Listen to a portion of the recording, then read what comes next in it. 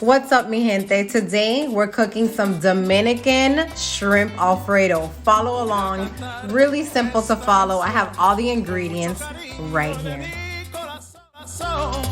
A la República Dominicana, la casa del merengue y la casa de la bachata.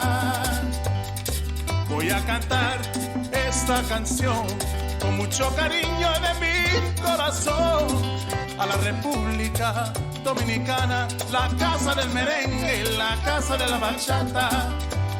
La, la, la, la, la, la, la, la casa del merengue.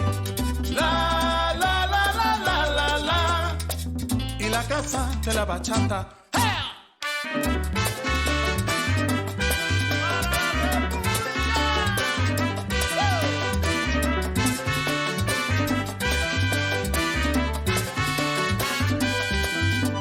Música, música, música, te traigo música, música, música, música de la República. Ajá.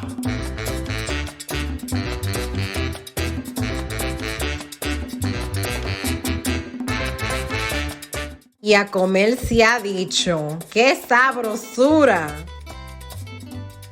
Voy a cantar.